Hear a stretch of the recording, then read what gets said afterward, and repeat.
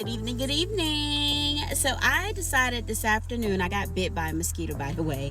I decided this afternoon that I'm going to do an Instacart 101 on what to do if you are interested in Instacart and how it works and runs. So, as a detail, Instacart is basically a platform where you are technically a personal shopper and you are an independent contractor through Instacart. So they're pretty much giving you the platform, and you will have like I think it's an 8390 tax exempt form that you will have when you can operate it like your business. I apologize. Again, I'm in a parking lot, so you're going to hear cars going by, and you may hear other things, sirens and stuff. But anyway, it is technically, your form of being an independent contractor that is using the platform to earn a living.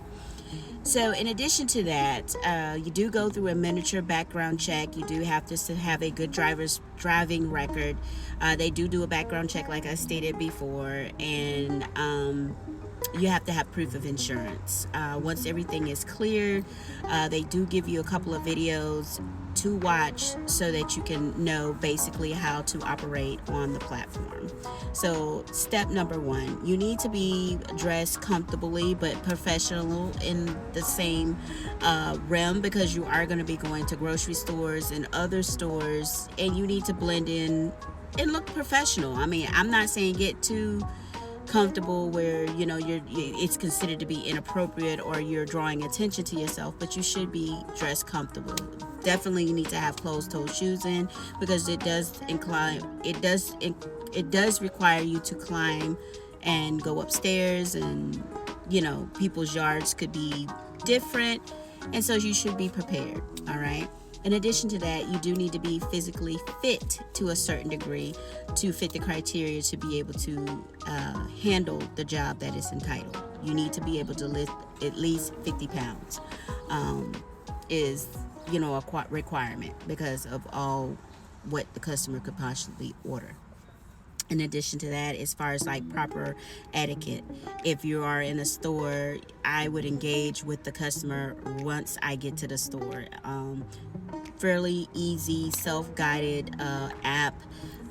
It does show you how to navigate yourself to get to whatever store you're going to, and then once you get in the store, you engage with the app to let it know that you're ready, let the customer know that you have already made it to the store, and you can suggest to them at that time if they have anything they want to add to notify you, and you can go ahead and add it on for them, or they can make updates within the app during the time that you're shopping, and the app will alert you when something has been added.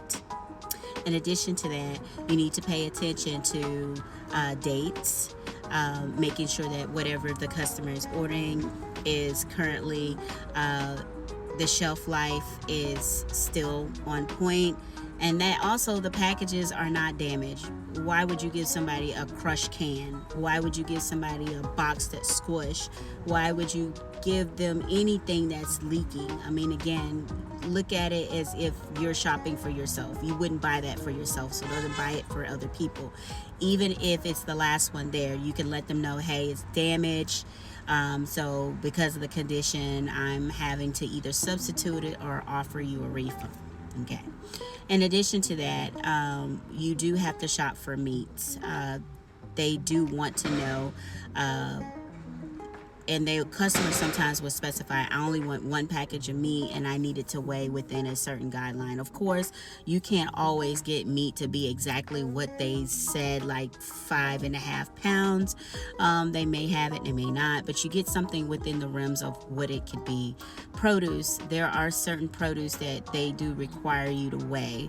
Me personally, because I have worked in a grocery store before, and actually in the grocery store was a personal shopper, I kind of know, like, bananas, a bunch of bananas that consist of maybe 6 bananas might be about 2.5 ounce, 2 pounds, 50 ounces, which is almost close to 3 pounds or 2.5 pounds. I pretty much know that. And the customer will tell you, I want 4 bananas, 3 bananas, but there are certain stores that require you to weigh them. If they have a scale available, weigh the produce and get it as close to what the customer is suggesting or what they're saying they want. So they might say a pound, but they want 6 bananas. So you already know that 6 bananas is not going to weigh a pound. You honor what the customer wants and go from there. In addition to that, paying attention to shelf life, non-perishable items, because they could also be potentially out of date. Trying to think of some other things. Like I said, watch produce. Make sure you are getting the best quality of produce. You know, if it's got bruises or it looks like it's going bad, don't pick that. You wouldn't pick that for you to eat off of, so don't pick it for someone else. Again, treat this as if you're shopping for yourself. And also be in communication, because sometimes the customer will up your tip. I've had it happen to me just by going above and beyond. If they have instructions on there about delivery preference, make sure you follow those instructions, because if it's bad enough, Instacart can kick you off of the platform, and that's the worst thing you can do, is get kicked off of the platform, and then you can't make a side hustle for yourself. So this is basically, I guess, the conclusion of this part of it. Oh, and delivering alcohol is another big one, because with Instacart you do have the ability to deliver alcohol. Make sure you're following all your state guidelines, and that you are making sure that the person that you're delivering the alcohol to is of age, and that you're looking at a valid ID. You cannot leave alcohol unattended. You have to have someone sign for it and scan their ID. There's other items that Instacart also makes you sign for. Electronics like computers, keyboards, joysticks, sometimes shoes, because customers can order from Dick's Sporting Goods, and they order shoes, and they may make you may make you sign for it because of the cost of the shoes. I've had that happen too, where I've had to scan their ID and they had to sign off on it. Again, like I said, I've been doing it since 2018. It's a good side hustle to do.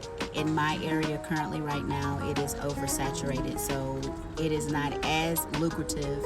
It is just definitely something to do to get a couple dollars in if need be. So I do recommend you try the platform. If you like to be referred, I do have a referral code. I'm not going to put it out on here, but if you want to leave a comment, hey, I can go into your DMs and I will leave you that code that I have, that if you're interested, you can definitely go on Instacart and sign up. But this is going to be the conclusion of my video in regards to the 101 tips of doing Instacart on the positive way. I'll do another video, a part 2, that tell you what not to do on the platform, but this one is just basically kind of giving you an overall view of how Instacart is, because it sounds like I do have a couple friends on here that are interested in Instacart and kind of just want to know how that works. So this was just a great overview on Instacart. Again, I have done other gig works, and I will have additional videos about each one of those other experiences that I have done on those other sites, and give you my honest opinion and review on those on another day and another time. But until next time, I would like to say to be kind, be sweet. Everyone has a story to tell, and I will see you soon. Goodbye. Bye.